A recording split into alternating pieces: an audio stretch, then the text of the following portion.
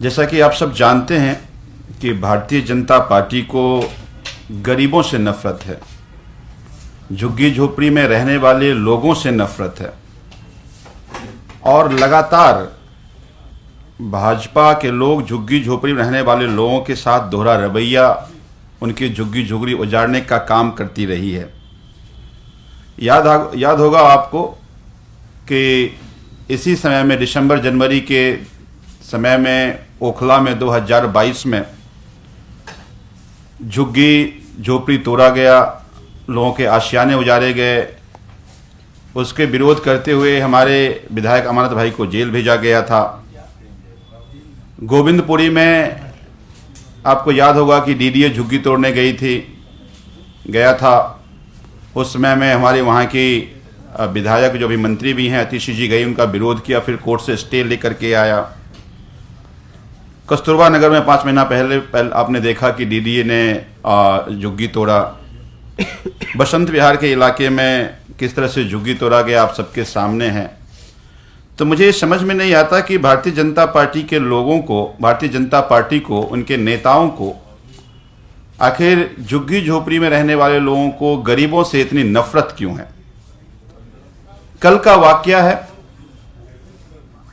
अब ठंड होने लगी है। एक तरफ जहां दिल्ली सरकार सड़क पे रहने वाले लोगों के लिए कैंप बना रही है, दूसरी का शेल्टर हाउस बना रही है कि ताकि कोई सड़क पे ना सोए, वहीं दूसरी तरफ भारतीय जनता पार्टी जंगपुरा के एक इलाके में कल बुलडोजर चलाने की कोशिश करी।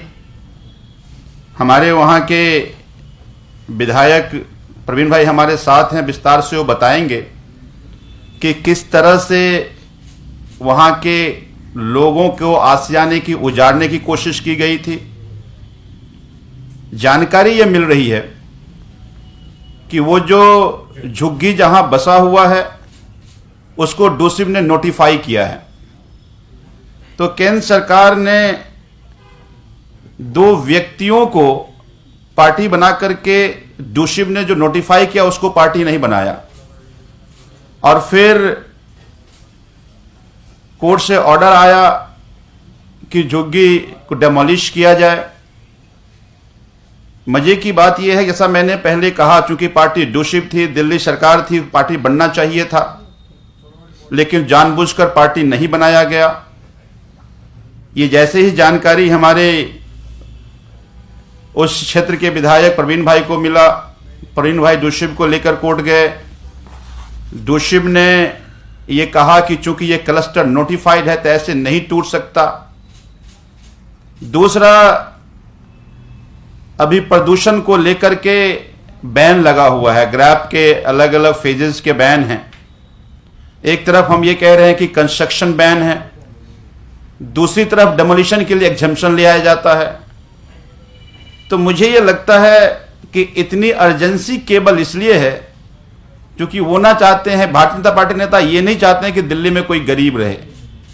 दिल्ली में झुग्गी में रहने वाले लोग, दिल्ली में झुग्गी ना रहे, ये पूरी कोशिश भारतीय जनता पार्टी करती रही है। मुझे लगता है ये बेहद शर्मनाक है। मैं ये मानता हूं कि दिल्ली में आम आदमी पार्टी की सरकार है, पर 7 सांसद आपके भी हैं, भारतीय जनता पार्टी के भी हैं। मैं उन सभी सांसदों से कहना चाहता हूं कि उस झुग्गी में रहने वाले लोगों ने आपको वोट किया है, तो आखिर आप उससे कौन सा बदलाव ले रहे हो। थोड़ी सी मानवता होना चाहिए। एक तरफ जैसा मैंने पहले कहा कि दिल्ली सरकार तो जिसके घर उजरे हैं, जो सड़क पे, उसको रहने के लिए शेल्टर हाउस दे रही है। दूसरी तरफ आप जिसके बने बनाए आशियाने हैं उसको ठंड के मौसम में उजाड़ रहे हो। मुझे लगता है ये तो मानवता के भी खिलाफ है।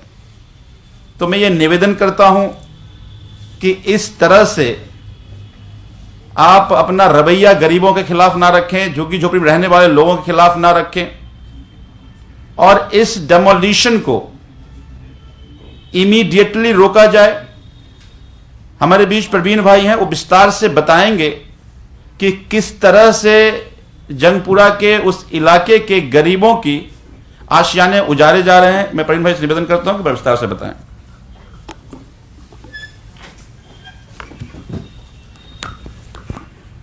अभी जैसा कि संजीव जी ने बताया, ये केस जो है वो सुंदर नर्सरी डीपीएस स्कूल के पीछे एक जेजे क्लस्टर है।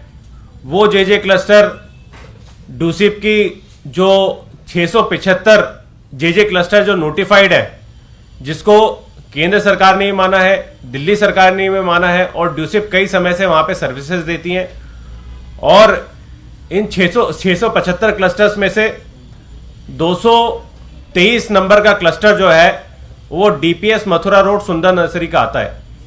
उसमें करीबन 216 जुग्गिया जो है, मकान जो है वो डूसिप में रजिस्टर है और पॉलिसी के तहत आते हैं, जिन्हें भी बिना रिहेबिलिटेशन के विस्थापित नहीं किया जा सकता।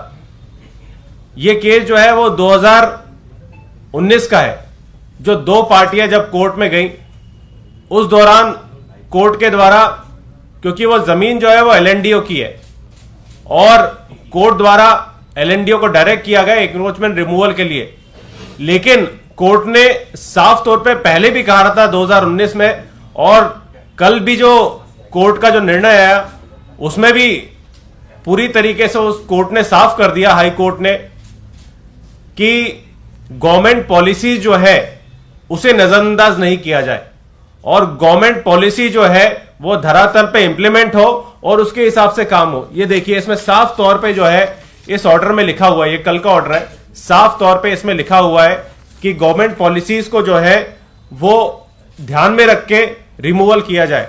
लेकिन उसके बावजूद भी कल डिमोलिशन एक्टिविटी वहां पे एलएनडीओ द्वारा शुरू कर दी गई, और जब कोर्ट ने वर्बल ऑर्डर भी कर दिया था, कल ही के दिन वर्बल ऑर्डर भी कर दिया था कि आज सुबह 10:30 बजे तक वहां पे रिमूवल नहीं किया जाए, तब भी 3:30 बजे कोर्ट ने ये वर्बल ऑर्डर किया और उनके वकील को ये बताया कि ये जो है वो यहां से इंक्रोचमेंट जो है वो रिमूवल जो है आज 10:30 बजे तक मतलब किया जाए।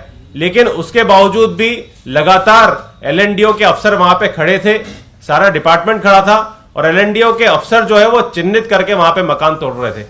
कल भी जो है ये कोर्ट के ऑर्डर्स का वायलेशन है, ये पूरी तरीके से कंटेम्प्ट है कि वहां एलएनडीओ के। और जब मैंने वहां पे ग्राउंड पे जाके पूछा और वहां पे जब ये ऑर्डर दिखा के उनकी डिमोलिशन एक्टिविटी रुकवाई, तब मैंने उनसे पूछा कि आपके पास वकील साहब का फोन नहीं आया, क्योंकि जज साहब ने उसी टाइम जो है वकील को बोला था कि आप ये जो है ग्राउंड लेवल पे बताएं कि अभी जो है आज 10:30 बजे तक के लिए ये डिमोलिशन एक्टिविटी रोक दी जाए। तब उन्होंने मुझे कहा कि हाँ मेरे पास कॉल आ गया, लेकिन बावजूद उसके जो है वो लगातार बुलडोजर चलाता रहे एलएनडीओ के ऑफिसर्स जो वहां पे मौजूद थे। ये पूरी तरीके से कंटेम्प्ट भी और ये इंटेंशन भी दिखाता है किस तरीके से केंद्र सरकार चिन्हित करके यहां से दिल्ली से और पूरे देश भर से गरीबों को खत्म करना चाहती है, उनके आशियानों को उजाड़ना चाहती है। पहले कहते थे जहां झुकी वही मकान, मोदी सरकार का बहुत बड़ा कैंपेन था, लेकिन आज की डेट में आज जो है मोदी सरकार जो है पूरी तरीके से गरीबों के खिलाफ है, पूरी तरीके से गरीबों के मकानों को उजाड़ना चाह रही है, मकानों को तहस नहस करना चाह रही है। जिस तरीके से अभी जो है वो दिल्ली में पॉल्यूशन इतने लेवल पे है, लेकिन उसके बावजूद भी जो है ये एग्जेम्पशन फाइल करते हैं। क्या इन्हें दिल्ली के लोगों की सांसों की परवाह नहीं है? क्या ना इन्हें दिल्ली के लोगों की सांसों की परवाह है, ना इनके मकानों की परवाह है? ये सिर्फ और सिर्फ जो है वो गरीबों के आशियाने को उजाड़ना चाहते हैं। हम ये चाहते हैं कि जो यहां पे कोर्ट ने जो ऑर्डर किया है वो पूरी तरीके से कोर्ट का ऑर्डर जो है वो जमीन पे इंप्लीमेंट होना चाहिए। जो इसमें गवर्नमेंट पॉलिसीज जो वर्ड जो है जो लिखा हुआ है, क्योंकि विस्थापन जो है वो डीडीए को करना है, एलएनडीओ की लैंड है, विस्थापन जो है वो डीडीए को करना है। और डीडीए जो है अभी तक इन्होंने विस्थापन की पॉलिसी नहीं बनाई और ना ही डूसिप के नोटिफाइड क्लस्टर जो है उसके बारे में बुला के कोई मीटिंग करी। तो हम ये चाहते हैं कि एलएनडीओ जो है वो डूसिप के अधिकारी को बुलाए और जो नोटिफाइड क्लस्टर है, जो जुग्गियां नोटिफाइड है, जो जुग्गी जो है वहां पे इस क्लस्टर में मौजूद है, जो उस लिस्ट में मौजूद है, उन्हें पूरी तरीके से सेव किया जाए, क्योंकि ये गरीबों के साथ नाइंसाफी है। जो कोर्ट के ऑर्डर के बावजूद जो है लगातार वहां पे डिमोलिशन जो है वो यहाँ पे चल रहा है। लेकिन हमारे वकील जो है पूरी तरीके से, हमारी पार्टी सरकार के वकील वहां पे मौजूद है, डूसिप के वकील मौजूद है, दिल्ली सरकार के स्टैंडिंग काउंसिल मौजूद है, जो लगातार इस केस को जो है वो कोर्ट में लड़ रहे हैं और अंतिम सांस तक लड़ते रहेंगे। आम आदमी पार्टी पूरी तरीके से गरीबों के आशियानों को बचाने के लिए, उनके हक की लड़ाई लड़ने के लिए हमेशा तैयार है और हम चाहते हैं कि इमीडिएटली जो है वो इन गरीबों के साथ जो है वो नाइंसाफी ना हो और इनका डिमोलिशन जो है, इनके आशियानों को उजाड़ा ना जाए और एलएनडीओ पूरी तरीके से, वो केंद्र सरकार इसके लिए जिम्मेदार है और इन जिम्मेदारी लेनी चाहिए। कोई क्वेश्चन? ये जो पूरा जो नोटिफाई आप कह रहे हैं कर दिया था, सब कुछ किया, उसके बाद अब कितनी झुग्गियां, जो कितने मकान जो है वो तोड़े जा चुके हैं जो कल से लेकर आज तक, जो आप कह रहे थे कि अभी तक करीबन जो है वो 25 करीब मकान जो है वो तोड़े जा चुके हैं, जिसमें से ये 216 जो नोटिफाइड है उसमें से कई ऐसे मकान हैं जो नोटिफाइड वाले में से हैं। और एक और इसमें खास बात यह है कि जो हमारा एप्लीकेंट था, जिनके द्वारा जो है केस डाला हुआ था हाई कोर्ट में, उसका मकान भी तोड़ दिया गया। और मुझे तो लगता है कि वो जानबूझ के इंटेंशनली किया गया है ताकि जो है वो अपने कोर्ट को अपनी बात ना बता सके और कोर्ट में प्रेजेंट ना हो सके। ये इसके पीछे भी बहुत बड़ी साजिश है। एक मसला और चल रहा है कि ये भी कहा जा रहा है कि जल बोर्ड के पास अब पैसा नहीं है और अधिकारी जो है वो पैसा नहीं दे रहे हैं। वित्त मंत्री ने लिखा भी है। क्या पूरा मसला है आपकी जानकारी में, और क्या वाकई दिल्ली वालों को पानी की किल्लत हो सकती है? देखिए, बिल्कुल ठीक कहा आपने कि जल बोर्ड में जो मेंटेनेंस के इवन काम हैं, मान लीजिए कहीं कोई गंदा पानी आ रहा है और पाइप लीक है और पाइप को ठीक कराना है, उसके तक के पैसे फाइनेंस सेक्रेटरी रोक कर बैठा हुआ है। मेरे अपने इलाके की बात करूं कि बहुत सारे इलाकों में गंदे पानी की समस्या आ रही है। अब उसको कहीं रिपेयर करना है, कहीं पाइप छोटे छोटे चेंज करने हैं, वो सारे काम ऐसे के पड़े हुए हैं। तो फिर लोगों को गंदा पानी पीने पर मजबूर होना पड़ेगा। मुझे लगता है ये अत्यंत हास्यास्पद है और राजनीति को इतने नीचे लेवल तक ले जाना, जिससे दिल्ली की जनता से बदला लेना, मुझे लगता है ये बेहद शर्मनाक है। और इस तरह के करतूत से मुझे लगता है कि दिल्ली वालों का नुकसान हो रहा है। आप हमसे बदला लो, दिल्ली वालों से क्यों बदला ले रहे हो? इसी दिल्ली वालों ने आपको भी 7 सांसद दिए थे। तो मुझे लगता है कि ये बेहद चिंता की बात है। मैं यही एलजी साहब से निवेदन करता हूं कि आप इस सरकार के मुखिया हैं और इसको इमीडिएटली इसको संज्ञान में लेकर फाइनेंस सेक्रेटरी को निर्देश दें, ताकि ये जो बड़ी समस्या उभर करके 1-2 दिन में आने वाली है, उससे दिल्ली वालों को शांति मिले। जिम्मेदार कौन है इस पूरी बड़ी समस्या के लिए? अब फाइनेंस सेक्रेटरी अगर पैसे लेकर बैठा है, पैसे फाइनेंस सेक्रेटरी को देना, ऐसा नहीं है। बड़ा आश्चर्य है कि जल बोर्ड में पैसा नहीं है, ऐसा नहीं है। पहले कंसोलिडेटेड फंड होता था, उसको हेरवाई बांट दिया गया और अब ये कह रहे हैं हम पैसे नहीं देंगे। सारा डिमांड वहां पर बैठा बना के दे दिया गया है, उसके बाद फाइल लेकर बैठे हुए हैं। तो इसका जिम्मेदार फाइनेंस सेक्रेटरी है। और मैंने कहा कि मैं देखिए, राजनीति ऐसा ना करो जिससे लोग प्रभावित हो जाएं, लोगों को नुकसान हो, दिल्ली की जनता गंदा पानी पिए। मुझे तो ये ठीक नहीं है।